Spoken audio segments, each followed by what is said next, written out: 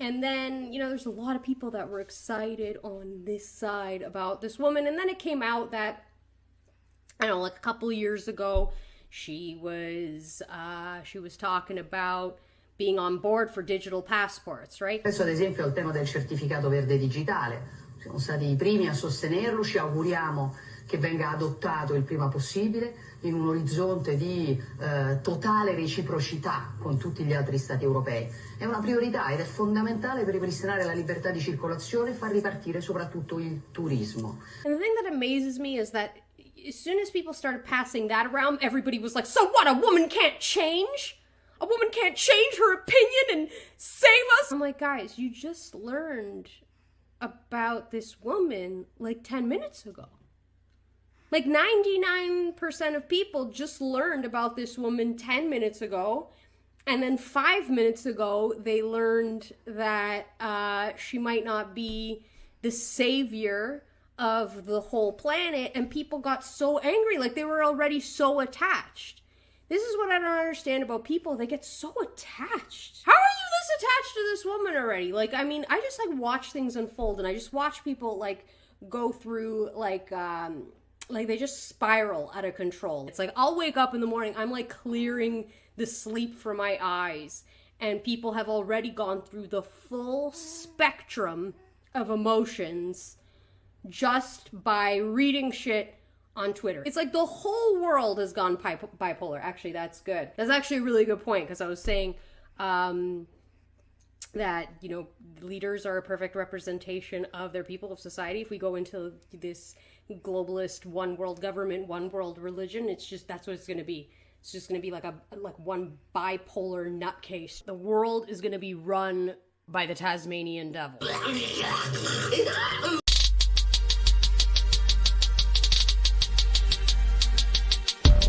Welcome to Burn Babylon Burn. This is not a news show. It's an opinion show. We encourage you to do your own research. We do not give financial, legal, medical, or any kind of advice. Now enjoy the show.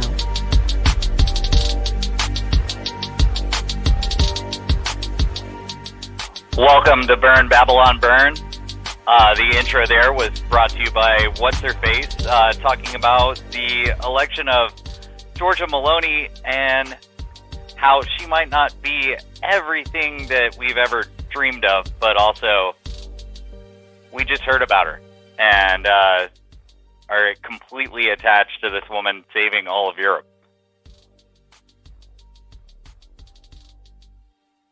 Yep, there, it's Mud? one step at a time. You know my opinion on this pretty well. Yeah, can you hear me fine? Yeah, you're more accepting of this, but she's for vaccine passports. She went straight to Zelensky as soon as she was elected and said, "Hey, I will do everything I can possibly do for the Ukraine, and I love the Ukraine," and blah blah blah, and supported completely the current thing. So I don't know if it's because there's so much pressure on being a European, because if you're right at all, you're just completely considered a fascist no matter what, especially if you're from Italy.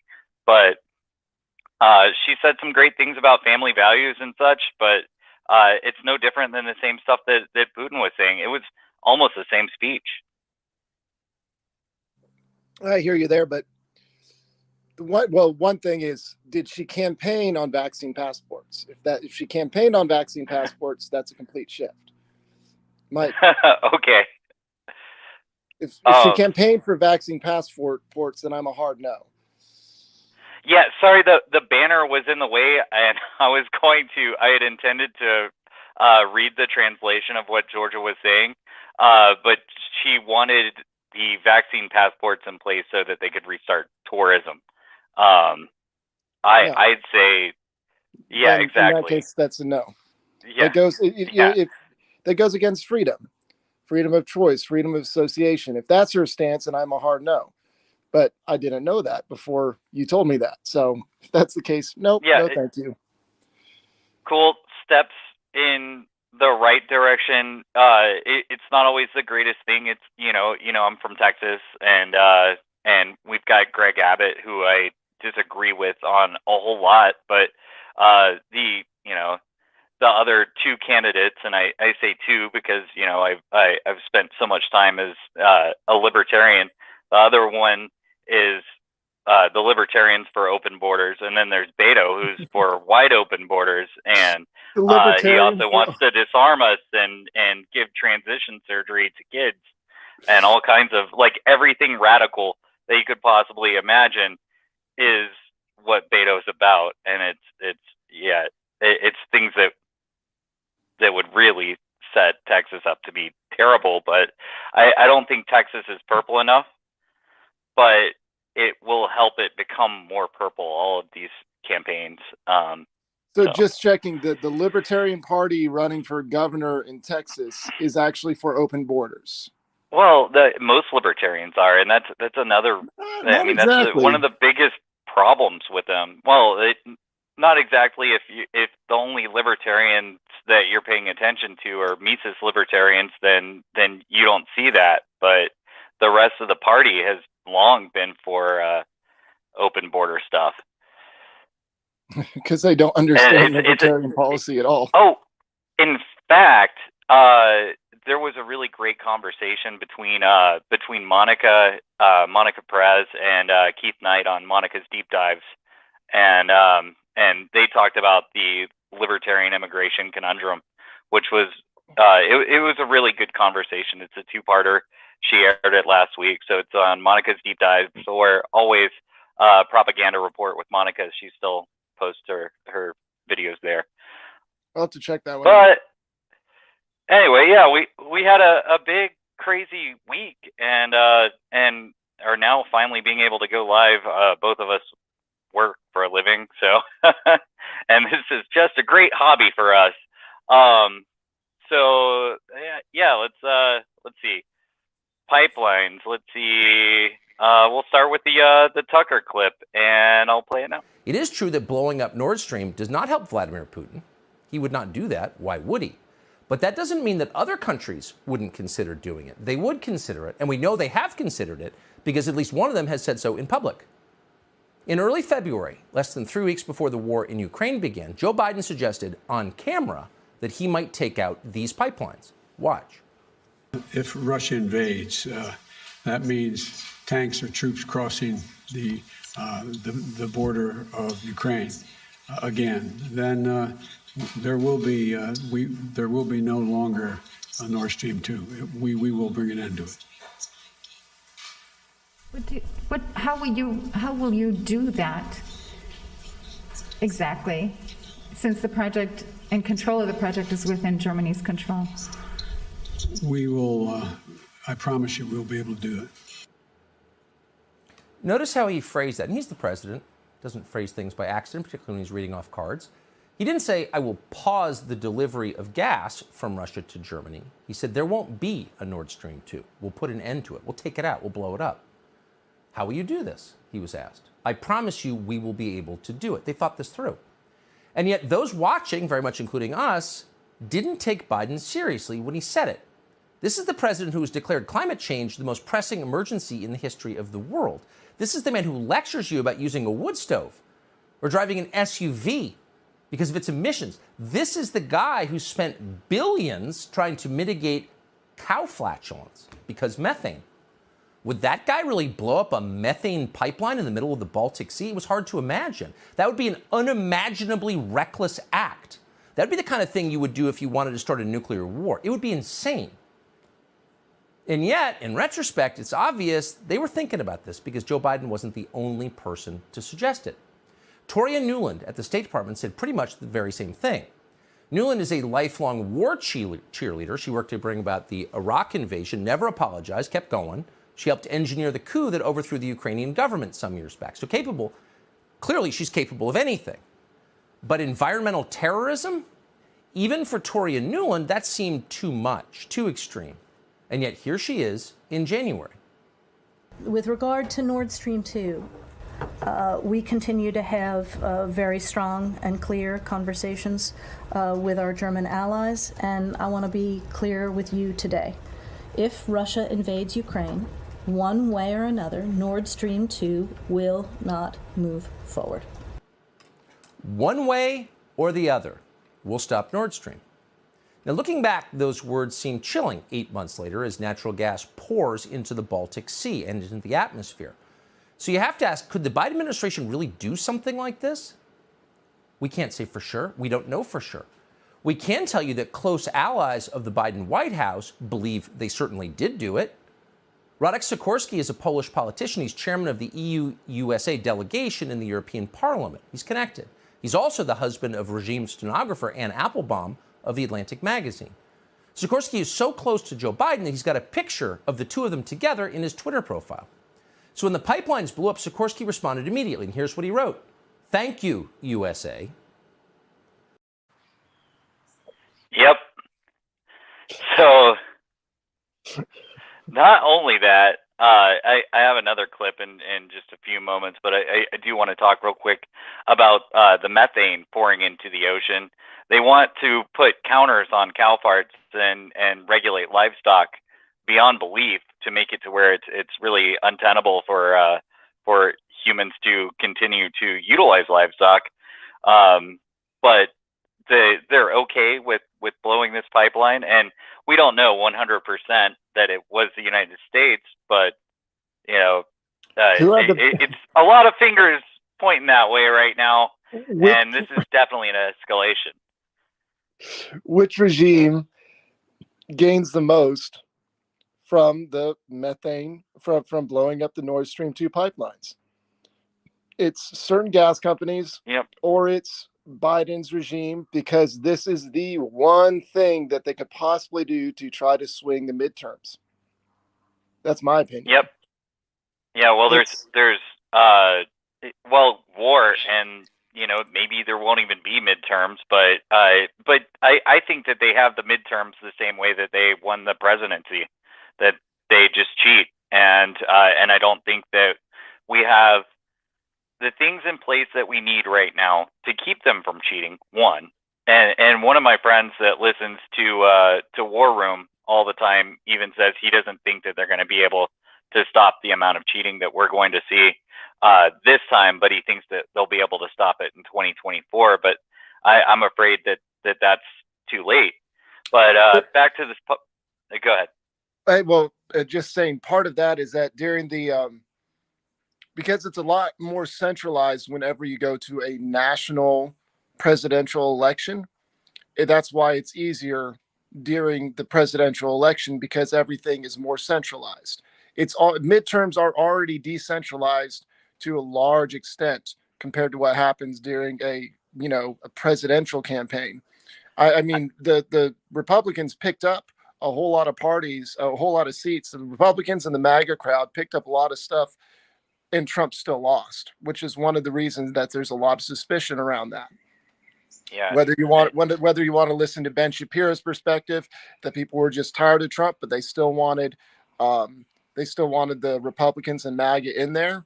Oh, they just were tired of Trump, so they just left at the top of the ticket blank, and then they voted for everybody down ballot on the Republican side. That's Ben Shapiro's explanation. And then, of course, the other explanation that makes more sense is the honkening, is the clown world that they created. I think we were already in a clown world and headed for more clown world before they kicked that off. But yeah, let's get back to this. Blinken, the Secretary of State, he's just loving this situation.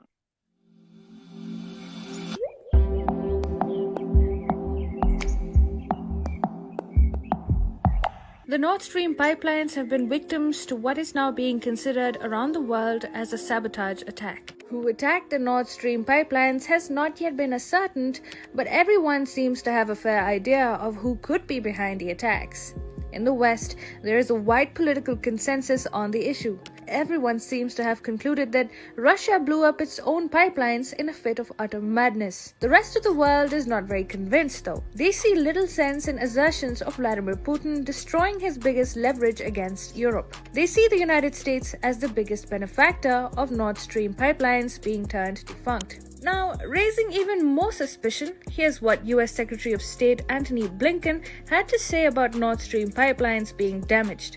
Ultimately, this is also a tremendous opportunity. It's a tremendous opportunity to once and for all remove the dependence on Russian energy, and thus to take away from Vladimir Putin the weaponization of energy as a means of advancing his imperial designs. That's quite an interesting statement coming from the American foreign minister. Not only is he openly stating the strategic opportunity in the destruction of the Nord Stream, he seems to be suggesting that the world may move on from this act of sabotage. The Nord Stream pipelines being damaged, perhaps to the extent that they cannot be fixed, indeed offers a tremendous strategic opportunity to the United States. Washington has been calling on Europe to shed its dependence on Russian energy for years now. However, Europe remained less than enthusiastic about abandoning cheap Russian fuels. In fact, entire industries in Europe came to directly depend on Russian gas. Antony Blinken has also confirmed that the US had now become, and I quote, the leading supplier of liquefied natural gas to Europe, highlighting that Washington was also working with European leaders to decrease demand and speed up the transition to renewables. Mind you, the United States is not selling energy to Europe for free, or for that matter at discounted rates. It is earning some big cash by replacing Russia as Europe's primary gas supplier. Therefore, it is natural for the United States to feel insecure about Europe sometime in the foreseeable future reverting to cheap Russian gas. With the Nord Stream pipelines damaged, that possibility has been removed, and Europe has been rather permanently deprived of gas flows from Russia.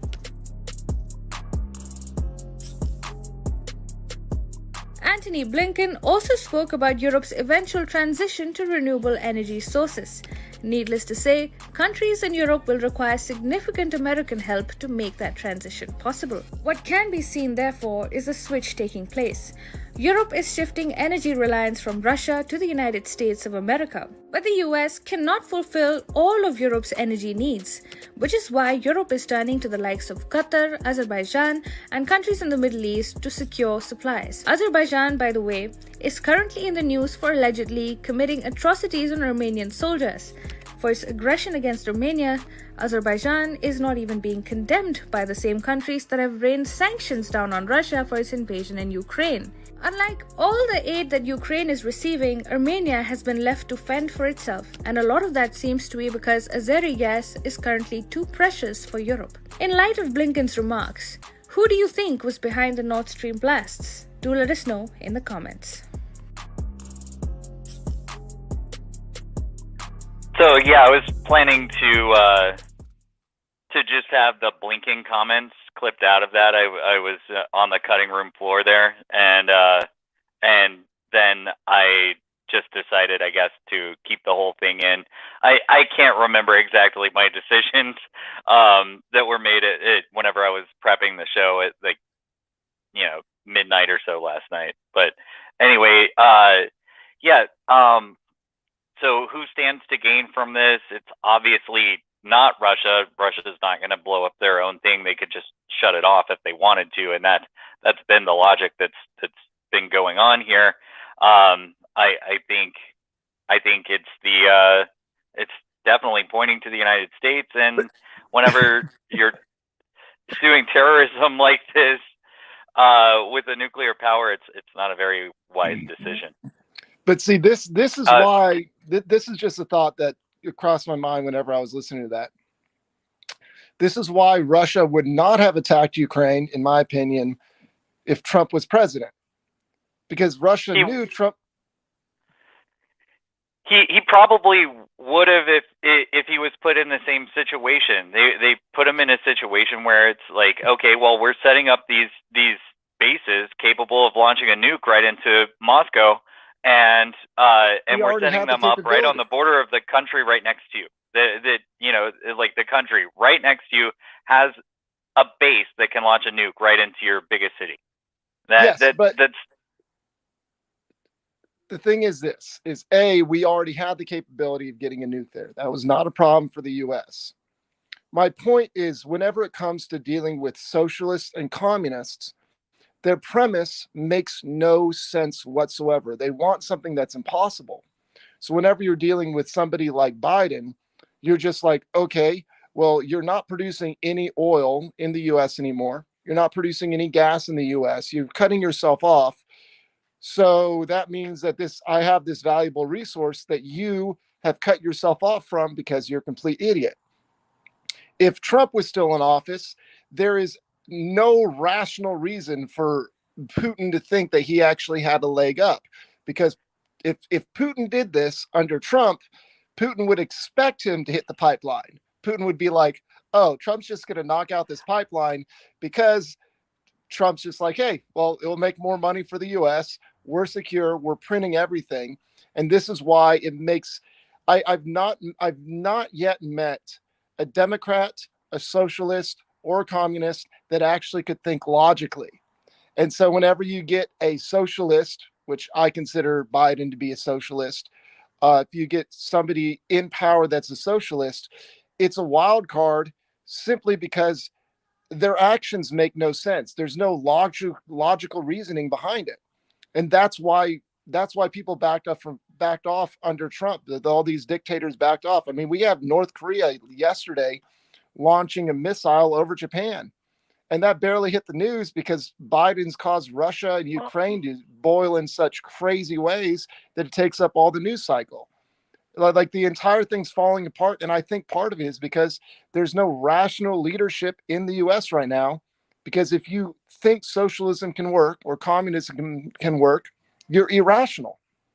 I digress. Well, it's not that. I don't think any of these people believe in socialist, communist, whatever theory. I think that they're all about power, and I think that they're all just puppets. They're all people that are being utilized by the World Economic Forum to make this great reset happen.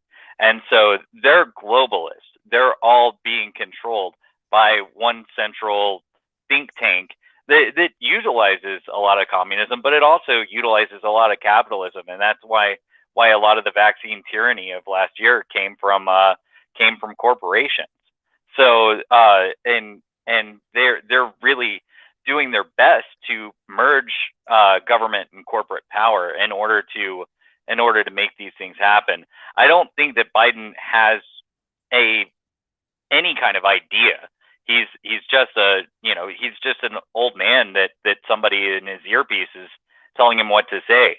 But the people that are telling him what to say are people that are completely loyal to a one world government, and they're going to disguise it as democracy, which is hilarious because they're constantly saying that this is democracy whenever it's really globalism. Well, no, I don't disagree with you, but to me, the root idea of socialism and communism, and for a large part, the Democratic Party at this moment, because they've been subsumed by this, the root idea is that there's a fixed amount of a pie and you have to try to get everybody an equal slice of the pie, rather than understanding that wealth is created. So they limit the ability to make create more pie. Yeah, you can make more pie, but their opinion is, oh, by making more pie, you're for some reason they think it's going to mess things up.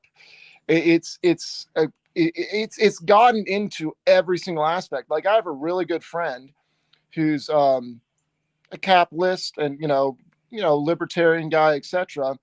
But I asked him like you and your wife, you don't have a kid yet. What's going on? And his answer is, well, my wife thinks there's too many people in the world. and she's right. not. She's bought into the thing that's preached to you all the time. So all of the television shows, everything is telling you this while it's not true. And she's a capitalist. She's a creator.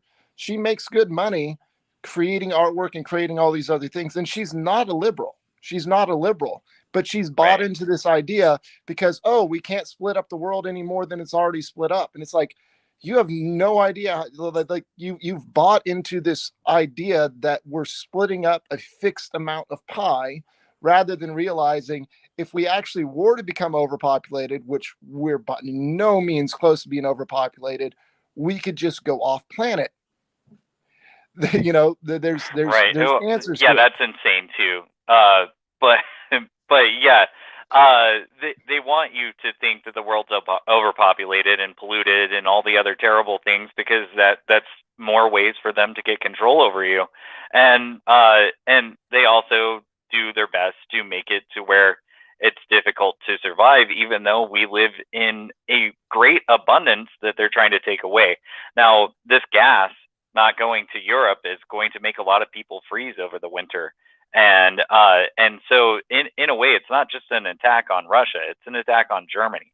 And Germany is going to suffer Not for just it the Germany, most. all of Yeah. Europe. I mean, at this current moment, the U.S. dollar has better buying power than any other currency, even though we're facing a ridiculous amount of inflation. The U.S. dollar has better buying powers than almost all the other countries. But part of that is just like the attitude, the saying that what happens in California will happen in the rest of the U.S. within 2 years. That's what's happening in Europe. They're like 10 years ahead of us in this whole curb the population attitude and this whole socialist mentality. It's got to the point to where Macron in France, I don't know if you've heard about this, Macron in France is pushing to raise the age of retirement to where you can draw on your Social Security up by like 5 years, because there's not enough young people to put into the pool. So they're about 10 years ahead of where we will be in the US, where in 10 years in the US, all these baby boomers didn't have enough kids to contribute to the Social Security pool. It's a spiral down, and we can see how it's going to be interesting to see how Europe reacts to it.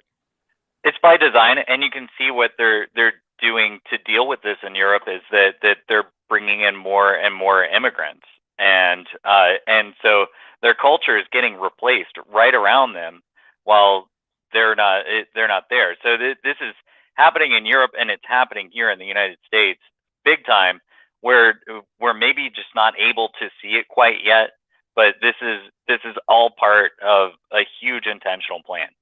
But it's still backfiring on a certain level. We just have to see what level of control they can maintain. I mean, they are losing Hispanic voters left, right, and center on a major level. Culturally capturing major cities. I don't know if you saw this a couple months ago. Rashida Tlaib got booed at some big Somali concert in Minneapolis because she's not a good Muslim. But at the same time, that concert was huge. The amount of Somalis in Minneapolis is insane, and I see them all the time because a lot of them drive trucks. So and certain places get a lot of certain kinds of immigrants, and it's all about the way that they're trying to push culture, a different culture, into a place by disrupting the culture that's already there. And for me, my question is, are the people getting here fighting to get here so they can have freedom, or are they fighting to get here so that they can change the culture that they're coming to? In my mind, the fundamentalist Muslims that come in are mainly the ones that I worry about, because in the Quran, essentially, look at the things that Rashida does, though. Look at the things that she does, and she's got government power. She's got the woman has power, and it's all because of this entire situation that they're sticking that culture in a certain area, and I'm pretty sure that was one of the places that was highlighted as a place for ballot stuffing. So there's that kind of thing going on there as well. So to me, that I think my audio just went out. I'm gonna have to fix my headset so I can play a clip during that time. And so to set up that clip, I think that what the intention is, obviously they don't want the people to think that the United States bombed this pipeline. They want people to think that it's Poland, and the reason Poland is because Poland's had a long-standing hostility with Russia, and they're a NATO country. And Biden came out and said this. I want to say this again. America is fully prepared with our NATO allies to defend every single inch of NATO territory. Every single inch. So, Mr. Putin, don't misunderstand what I'm saying. Every inch. And I've been in close touch with our allies. We're announcing new sanctions today as well, that including new authorities to sanction anyone who provides political or economic support to Russia's fraudulent territorial claims. And I've been in close touch with our NATO allies who are united in our resolve to take on his aggression.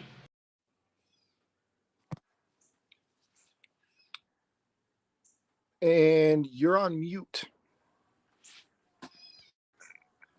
Back. So you got the clip. There we go. I can hear you now. To me, the main thing is, if Biden was serious, or rather, if we were to talk about somebody that knows how to negotiate and be serious, if Trump was in office, it would just be, okay, drill, baby, drill. That's the approach we'd have. But Biden is like the least. Basically, he's probably one of the least socialist mentality set of the global complex. All those guys are like 10 years in the future. They're not releasing their drilling for the most part, all this other stuff. There's no strategic mindset.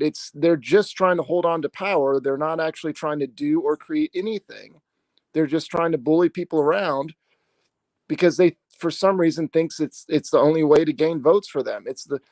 I'm so tired of this mentality of people that think that the way to maintain power is to bully people around you, rather than saying, oh, well, I can get more power if I can give this person a job. Like, I have tons of respect from people because I can give them job opportunities and I can figure out how to build things and create things.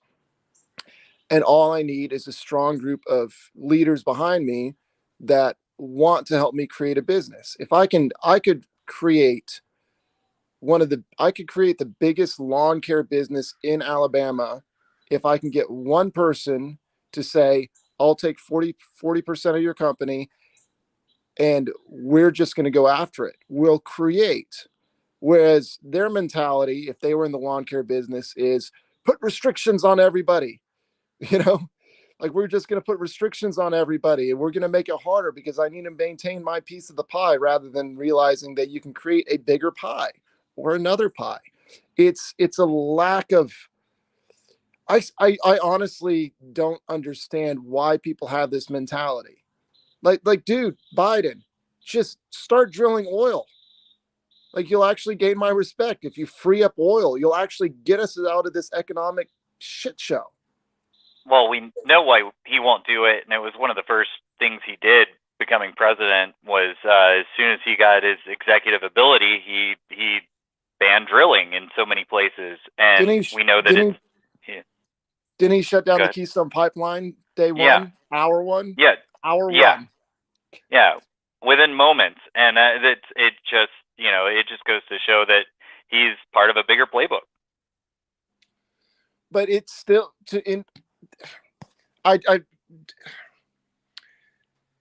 me, it's what their actions make no sense.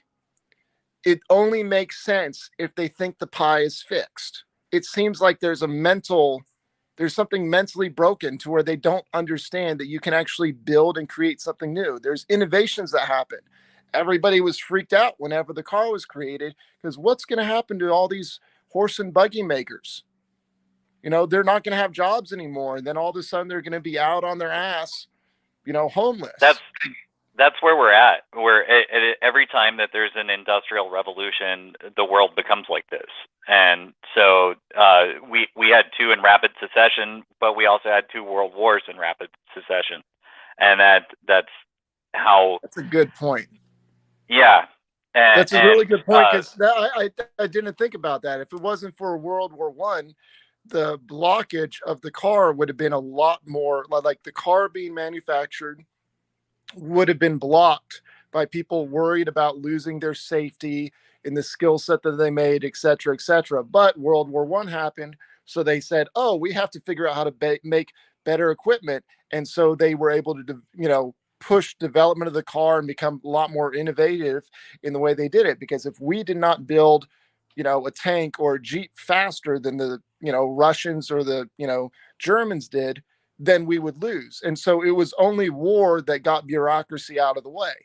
That is really annoying that it takes that. It's people are so selfish that they put blocks in front of other people from creating. Man, damn it. They're really trying to do World War III. Fuck. Exactly. That's and that's why we're seeing what we're seeing now. And then, there's also another reason, and that's hegemonies. And the United States is a failing hegemony. It's a falling empire, and we're printing up as many dollars as possible. And the idea, what they're trying to transition everything to, is a global government. But before the global government, the United States hegemony has to fall apart, and so that's going to likely go to China, and China's bided their time and secured themselves as many ways as possible. And I don't think that's somebody besides China, maybe India. China is way too centralized in its government to actually innovate and build. They're way too much of control freaks. And if you're a control freak, you can't be a control freak and grow a business. You can only be a control freak and manage the slow decline of a business. I don't think Russia's a paper tiger. Sorry, not Russia. Well, Russia is as well, but China's a paper tiger that's trying to hold on to power. Now, India maybe. India actually seems to be decentralized enough to where India could take dominance. That's actually possible, but I don't think China has any chance because it's way too centralized. What if they were hand delivered it? Basically, they were given it by way of being given business, because I don't think that they're going to do empire militarily. They're going to do it in the way of, well, these CEOs have to have CCP agents within their business, and they have to have Chinese representation. Look, it's already happened in Hollywood. Well, I know, but that's just like getting like you have $1 million business that's failing slowly because you're too authoritarian to allow your workers to actually build and create new things. You're just managing a decline, and then basically the governments of the world are like, oh, here, China, here's another $1 million, and so it's still a decline. It's just going to extend for another 10 years. Their mentality is wrong. The foundation of what they're doing is wrong. So it's just shifting resources. It's not actually creating new resources. I don't think that they have the philosophy that I don't think that they actually have a communist philosophy. They just have they just use it because it has the most power over the people. Whenever it comes to business, they're extremely capitalistic. They're out exploiting resources with the best of them, just like the reason why the United States is the empire at the moment. Yeah, but they're not. Part of capitalism is creation and meeting needs. They're just figuring out how to undermine other people or to copy other people's stuff. They're not actually building or creating anything new. They're just essentially a copy machine. They have entire stores that sell knockoff iPhones and knock off this and knock off that. They're not actually doing anything or creating anything new. That's why the U.S. is standing head and shoulders. That's why what I just said, though, if you have the corporate capture, then you have the people that are capable of building and creating something new, and then you have the manufacturing capability because you don't mind exploiting your citizens or citizens elsewhere. Yeah, but this is where, once again, still tied to they've just been given a loan to extend an attitude that doesn't actually build, produce, or create anything new. It's just managing other people's resources, figuring out how to, knock 2 cents off of a t-shirt so that somebody in America can resell that t-shirt after moving it, across the world. There's better ways to create new infrastructure and do new things. The mentality, fundamentally, the mentality is a mentality that's not going to actually create anything or produce anything new. Okay. Well, I want to move along Oh yeah. to Florida. I was just struck by an extremely major hurricane, and DeSantis was doing a press conference, and someone decided to try to campaign against him inside that press conference. Don't even think about. Yes. FEMA Administrator Chris Wells said today that she acknowledged concerns that Florida, as was said, lacks response to the storm so far, and that Whoa. Give me a break. That is nonsense. Stop politicizing, okay? Stop it. We declared a state of emergency when this thing wasn't even formed. We've had people in here, you've had counties doing, they've done a lot of hard work, and honestly, you're trying to attack me, I get, but like you're attacking these other people who've worked very hard, and so that's just totally false. I don't think we've ever, certainly since I've been governor, declared a state of emergency this early. We made sure that we were very inclusive with it. We said that there was a lot of uncertainty, and we've worked to make sure the preparations that have been done and all the stuff, you talk to the people at the counties when they've needed something, stuff gets there very quickly because of what Kevin and his team have done. So yeah, he's just not having it. He plays the game so well. I love the way he does things. He's just like he will make something political all the time on his own, and then whenever somebody tries to do it to him, he's like, "No, you're not doing that. Not right now." Yeah, and he's really good at that kind of stuff. Yeah, and it's going to be really interesting to see what happens in Florida under a governor who is not trying to put restrictions on top of people, who's removing restrictions to allow people to create. One thing I thought was very interesting. Do you remember the San Bernardino's Island, the island that got completely destroyed? No, I didn't catch that story.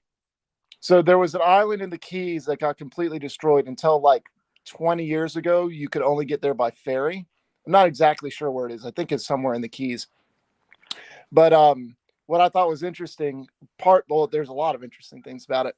But so Dave Rubin, the gay guy, the created Locals, his grandparents bought a house on that island years ago. And their house had some flood damage or some type of damage. And so basically they essentially rebuilt the house like 15 years ago. And so their house, so it's not Dave Rubin's house. His parents own the house, but it's inside the family. And their house was one of the only houses that was not damaged by the hurricane. And so if all the houses are rebuilt to that standard, and the insurance is going to be incentivized to do this, because right now the insurance companies are losing money hand over fist down there. And so they're going to want I almost guarantee you, they're going to be like, we need the new rebuilds to be brought up to this standard so that it can withstand a hurricane like this. And so they're going to create better housing, more sustainable housing that's not as easily damaged. And that it's going to be very interesting what happens in Florida. They get hit by in 5 years, if they get hit by another hurricane like this, in my opinion, because restrictions that are removed, there's a very low restrictions on labor and stuff like that. They're going to be able to get up off their ass. They're going to be able to work their asses off for the next couple of years. There's going to be tons and tons of money created by people just working their butts off.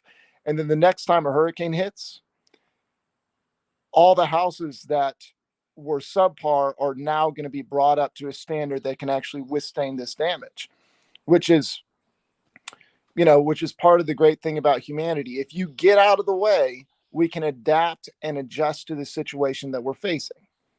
The thing I still want, which was the years ago, like right when Trump first became president, there was a big hurricane or something like that. And Scott Adams talked about how most of the hurricanes are created from the Sahara Desert, the winds going through the Sahara, and then going into the Congo, and then going into the ocean. And that's what creates a circle. And that circle spins off and heads towards, that's what creates the winds, because you've got the hot Sahara Desert, you've got the cooler Congo, this is over in Africa, and then you've got the ocean. And it's that spin that's creating all these hurricanes. An idea that I'm hoping gets caught on in the next 10 years or so is, if these insurance companies want to stop losing money, they'll lease the Sahara Desert and plant forest along the coastline of the Sahara Desert, and it would actually stop that cycle of wind. Huh. That's an odd thought, and I don't know if that'll work, but it's interesting. Way to so you're saying that the winds that eventually accumulate, because every time I see a hurricane forming, it's forming offshore, it's forming over the ocean, but the seed to it is the winds from the Sahara that reached that point. Yeah, they hit the Sahara. The winds hit the Sahara. Well, actually, I have to go circular because I'm on camera here. The winds, is this the right way? No, that's weird. But anyway, the winds. Yeah. Nobody that's listening can see it. Yeah.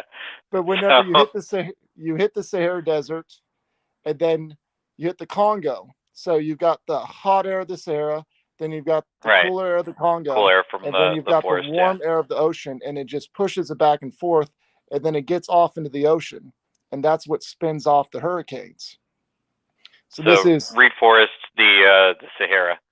Well, really, just the coastline of the Sahara would break it up. Okay.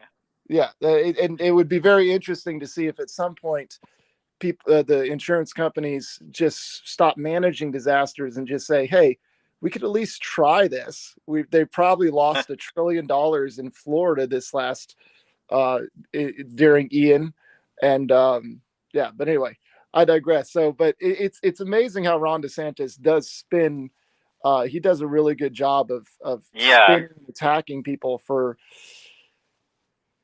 I like the way he shuts things down. In fact, here's one where we're talking about possible looting in the area, and he just shuts it down. It's great. Don't even think about looting. Don't even think about taking advantage of people in this vulnerable situation. And so local law enforcement is involved in monitoring that. You know, I told Kevin if the state needs to help as well, because you can have people, bringing boats into some of these islands and trying to ransack people's homes. I can tell you, in the state of Florida, you never know what may be lurking behind somebody's home. And I would not want to chance that if I were you, given that we're a Second Amendment state. Yeah, he's great. I love the way he says he doesn't pinpoint where the danger may come from. So he says, lurking behind somebody's home. Yeah, it's a freaking gator. Yeah, exactly. That. Whenever I first heard that clip, that was the first thing that came to my mind. You don't want to mess with it because you might have a gator. Also, there's the Second Amendment, so you could have twice as much danger. I love the way he presented that. Yeah, he's awesome. Well, so then they started giving relief to Florida, and the vice president decided that the best way to distribute relief was like this. It is our lowest income communities and our communities of color that are most impacted by these extreme conditions and impacted by issues that are not of their own making. And so women. Absolutely.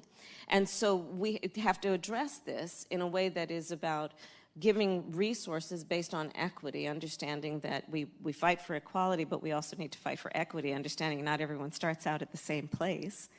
And if we want people to be in an equal place, sometimes we have to take into account those disparities and do that work.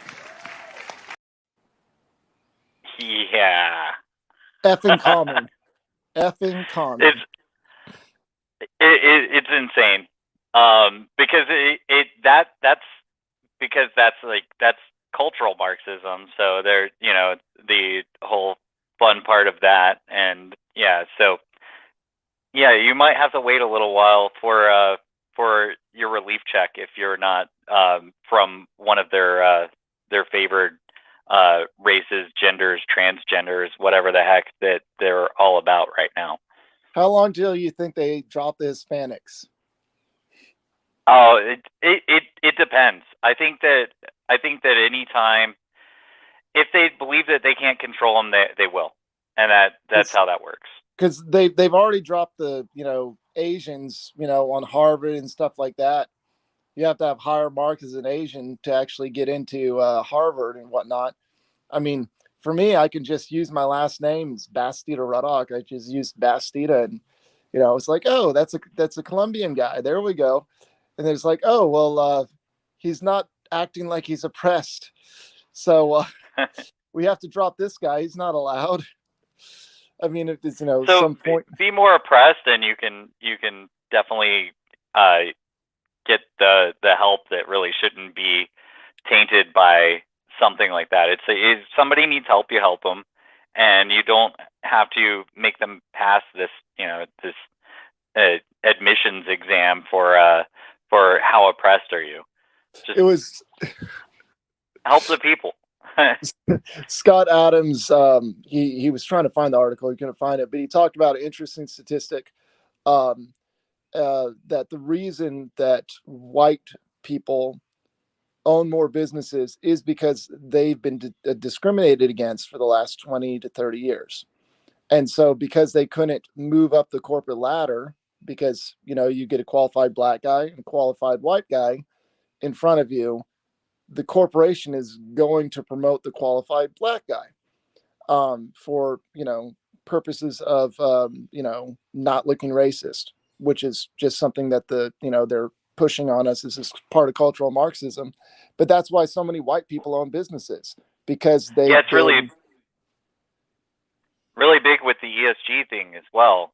Yeah. And so like the seed for ESG was the affirmative action nonsense from I guess that was the 80s, wasn't it, when that first started? Yeah, and that's also why I think I think so many Jews became successful business owners, is that exactly the same cycle. They just started their cycle like 200-300 years ago, maybe 1,000 years ago. They started their business thousands of years ago. No, but they started getting it because you were oppressed, you had to figure out some way to do it because you couldn't work for someone else. So you had to fight harder and work harder to get to the top. I just don't believe people that own nearly everything and are in nearly every position of power are oppressed whatsoever. But that's a fun contradictory statement. But yeah, I think that Kamala Harris. I mean, they're all through Hollywood, all through government. They're super oppressed. Point. But with Kamala Harris, I mean, that lady is, I don't know how you can make a more racist statement than that. Well, I guess you could come up with a racist name for white people. Maybe we should all be called Slav. I mean, if people from the Niger River, if mentioning where they come from, if that's racism, I mean, maybe they're like calling somebody a Swede. Maybe that's going to be the next racist comment. I don't know. But it's the level of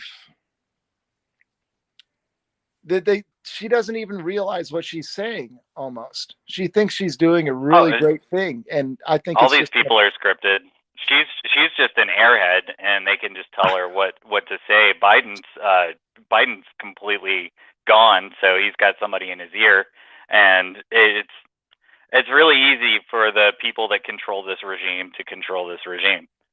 Well, I mean, with Kamala Harris, I'm not even sure she's scripted. I think somebody that's typing out the script for her is just doing autocorrect, to where they're just typing into Google, and then it's like, oh, next word that comes up that's suggested by the Google algorithm, that's what she's going to say.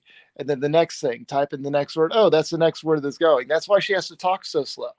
you notice her cadence is like this. It's just a one hit on one hit. It's like she might be the first Cybertron or something like that. That's probably Biden. We No Agenda talked about that, where it's that she's just full of edibles, and their deep dive on Kamala being full of edibles. She's just eating gummies and talking. So we've got Nancy Pelosi, who's just completely drunk all the time. Sauced. Yep. We've got Kamala Harris, who's just stoned all the time. I guarantee you one of them is stoned all the time. I don't know how you operate on being stoned all the time, but there's people that manage it. And then Biden, are they giving him acid? I don't know. Something's just... he's got all the old man Alzheimer's drugs and everything else. Somebody said that they did delivery. This is one of those stories that came to me that's probably filtered through several people and whatever, but they said they did deliveries to Congress on prescriptions, and if we knew what the prescriptions for all these people were, we would get rid of all of them, and I wish we would, because they're all elderly people and they're all full of all kinds of... And they all trust the doctors. Oh, yeah. Yeah. I had one, there was this one lady that used to rent for my mom way back in the day, and she started getting the symptoms of Alzheimer's. Like, I remember one time she ran out, like I just got off work at the restaurant, and she ran out in a shoe and a flip-flop, covered in a blanket and ranting about something. She was just ranting about having to go to the doctor or something like that. And she was just losing her effing mind. A year later, she moved in with her sister, and she took herself off all the meds that the doctors had her on. And she became completely sane again, because the doctors just kept on subscribing a pill to solve another symptom. And then pill for a pill. That would cause some other type of symptom, because it's like, oh, you've got this side effect from this one pill. And they're like, oh, here's another pill to solve that side effect. And then she ended up taking like 20 pills a day. She took herself off all the pills.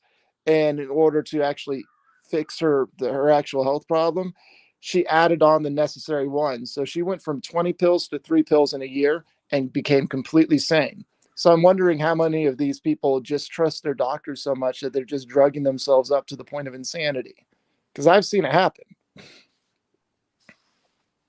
Yeah, they recently came out with the serotonin inhibitors or whatever they are don't actually do anything. So, or they do actually do something. They just don't do what the intended effect is. And so this whole thing is, it makes people crazy. And yeah, that's perfect for setup into the song.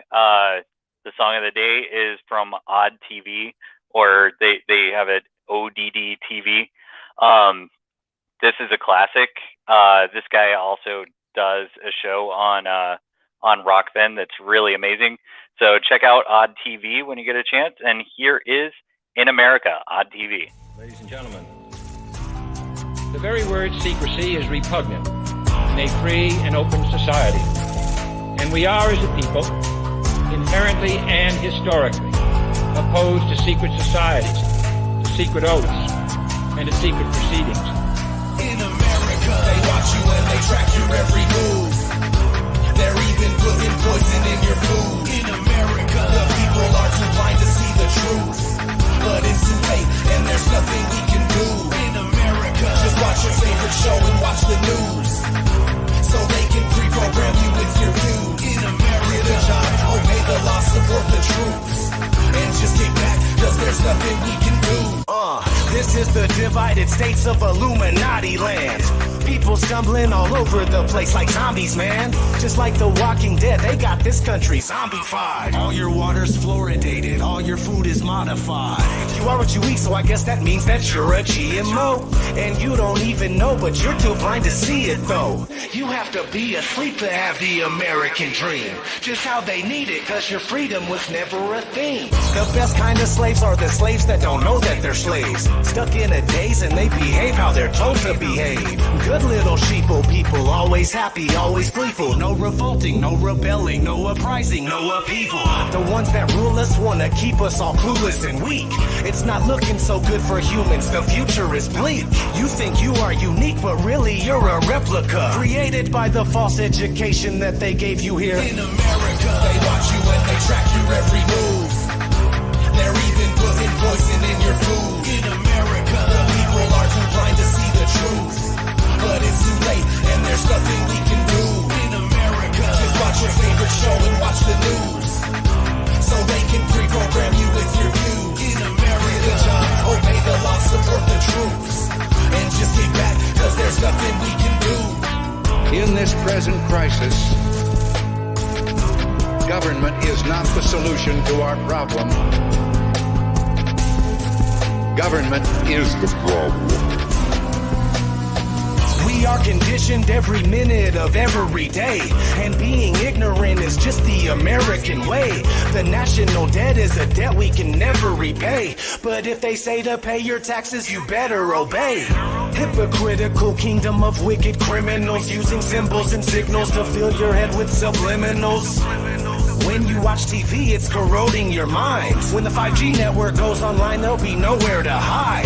Electromagnetic frequencies all around us so frequently. Nothing is what it seems to be. They deceive us so easily. No one even believe in me while they're meeting in secrecy. Have you seen the world recently? Never treating us decently. What happened to liberty and justice for all? Dictators free themselves, but we don't get nothing at all. I just want you to know the truth, so please don't shoot the messenger. It's a bitch, but this is how it is when you live. In America, they watch you and they track your every move.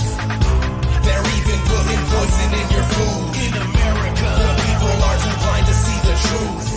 But it's too late, and there's nothing we